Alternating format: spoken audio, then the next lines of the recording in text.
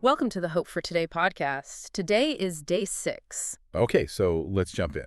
We've got a really significant set of narratives in front of us today. We're looking at Genesis chapters 19, 20, and 21. hmm And our mission really is to look at these foundational stories and pull out these core truths about the heart of God. Right. We're talking his justice, his mercy, and this unwavering faithfulness, especially when you see it contrasted with so much human frailty. Exactly. Today's deep dive is all about moments of great peril.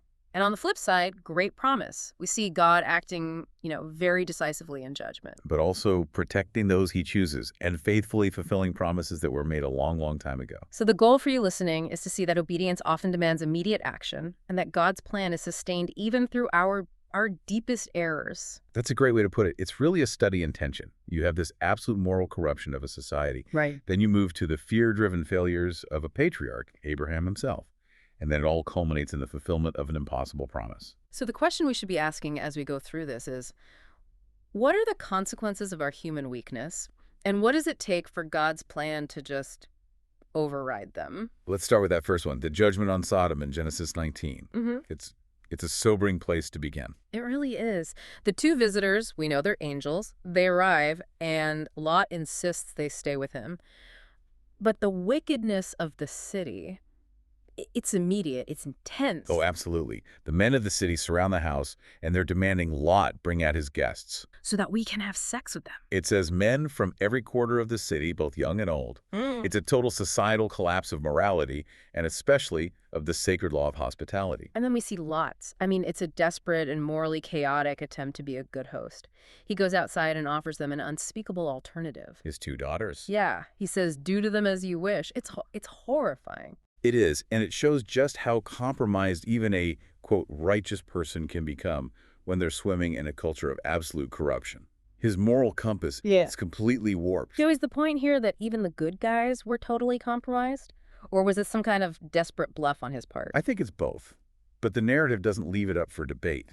Before the mom can act, the divine visitors step in. Right, they pull Lot back inside. They pull him in, shut the door, and then they strike the entire crowd with blindness. Just complete chaos. They can't even find the door anymore. And that's such a crucial moment. It's immediate, decisive, divine protection. Even for someone who is clearly deeply flawed. And then the warning comes, we are going to destroy this place. They tell Lot, get everyone you care about and get out now.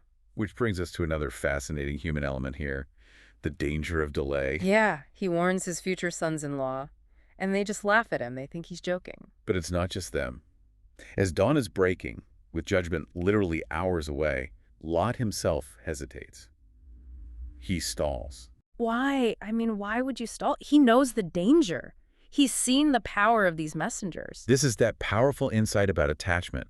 Lot had roots there. He had a life. He was comfortable. The pull of that established, maybe even prosperous city was stronger than the fear of judgment. So strong that he had to be physically removed. Exactly. The text says the messengers had to grasp the hands of Lot, his wife, and his daughters, and literally lead them out of the city. And it gives the reason. The Lord was merciful to them. God's mercy was actively overcoming his reluctance. And once they're outside, the command is simple. It's absolute. Flee for your lives, don't look back, and don't stop anywhere. But Lot still argues. Even then, he negotiates his escape route. Yeah, he was afraid of the mountains, so he has to go to a small town nearby, Zoar. And incredibly, God grants it. He says, I will not overthrow the town you speak of. The grace in that moment, for someone who is still so focused on his own limitations, is just astounding. It is. And then the judgment falls. And with it, the ultimate cautionary tale about attachment. Lot's wife. She looks back, and she becomes a pillar of salt. It's such a powerful lesson, a warning against clinging to the things of the world that God has called us to leave behind. Right. Obedience has to be immediate, Yeah. and it has to be forward-looking. You can't have one foot in your new life and one in the old. Okay, so that sets a very powerful tone for consequence. Let's shift now from Lot's flawed response to Abraham's. We move to Genesis 20. And right away, we see another massive failure of faith from the patriarch himself. Yes, he moves to a new place, Gerar, and he repeats the same deception he's used before. He tells everyone that his wife, Sarah, is his sister. And his justification is, well, it's just pure cynicism. He says, there is surely no fear of God in this place, and they will kill me because of my wife. He endangers the entire covenant promise, the promised lineage, for self-preservation. It's a monumental failure. And he justifies it with a partial truth, right? She was his half-sister. Exactly. Which, in some ways, makes the lie even more insidious. So this leads King Abimelech to take Sarah into his household, thinking she's available. And this is where the story takes a fascinating turn. It really does. Because the focus shifts completely away from Abraham's failure and onto God's sovereign control. God intervenes directly. He appears to Abimelech in a dream. In a dream, yes, and warns him, "You are as good as dead because of the woman you have taken. She is a married woman." And what's so amazing is Abimelech's response. He pleads his own innocence. He says he acted with a clear conscience. And God agrees with him. This is maybe the most crucial part of the whole chapter. God says, "Yes, I know you did this with a clear conscience, and so I have kept you from sinning against me. Wow. That is why I did not let you touch her." God is actively protecting a pagan king from the consequences of Abraham's deception. That shows an incredible commitment to justice, a universal justice, not just for his own people. Absolutely. God is preserving Abimelech's integrity while simultaneously protecting the covenant line through Sarah. Abimelech confronts Abraham. And he gives him this just devastating reprimand. He says, "What have you done to us? You have brought such great guilt upon me and my kingdom." The moral high ground belongs completely to Abimelech here. And Abimelech doesn't just scold him, he's incredibly generous. Returns Sarah, gives Abraham sheep, cattle, servants. And 1,000 shekels of silver specifically for Sarah, to cover the offense and to make sure she is completely vindicated in front of everyone. Then there's the final piece of the puzzle. God tells Abimelech to have Abraham pray for him. He even identifies Abraham as a prophet. So Abraham prays, and God heals Abimelech's household, who had been kept from conceiving during this whole ordeal. So the big takeaway here is that God remains faithful to his plan. Even when his chosen servant is operating out of fear and deception, his faithfulness is bigger than our frailty. Exactly. It's secured by his character, not by our perfection. And that idea flows perfectly into the next chapter, Genesis 21, where we see the direct result of that faithfulness. Yes, the birth of Isaac. The name itself means laughter. It's the fulfillment of the impossible. Abraham is 100 years old. Precisely on God's timeline. And Sarah's reaction is just pure joy. She says, "God has brought me laughter, and everyone who hears about this will laugh with me."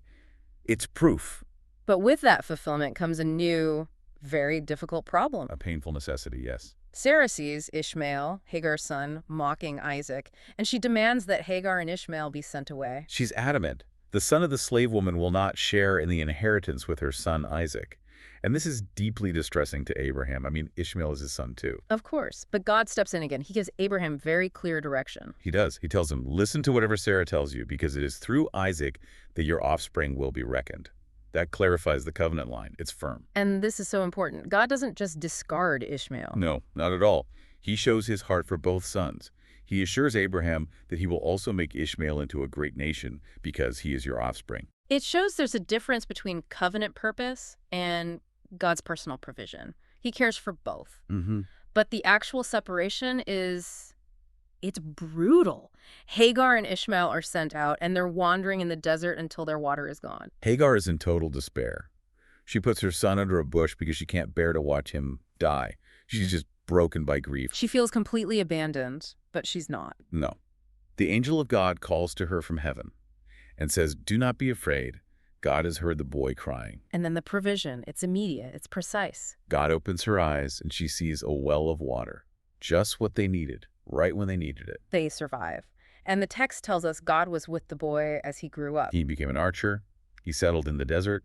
The promise God made to Abraham about Ishmael was honored. So the larger lesson there is that even in those painful separations, or when we feel completely abandoned and our resources are gone, God hears, he sees, and his provision is always timely. It's always life-giving. So if you look at these 3 chapters together, from the chaos of Sodom through Abraham's fear to Hagar's despair, you see this constant theme of divine sovereignty. Right. God judges sin, yes, but he also provides for the needy and protects his promise time and time again, often cleaning up our human messes. And that brings us to the very end of this section, a brief moment of stability.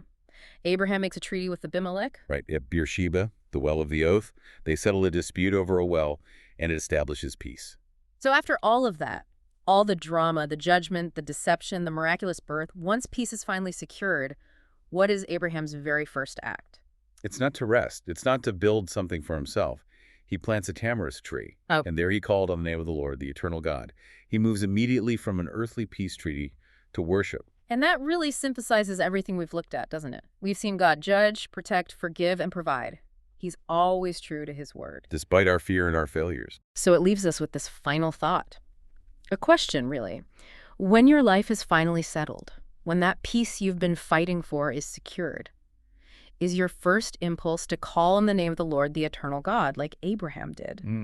Maybe that should be our focus, not just seeing what God does, but responding to who he is, enduring, eternal, and always faithful. That recognition that our stability is ultimately rooted in his consistency.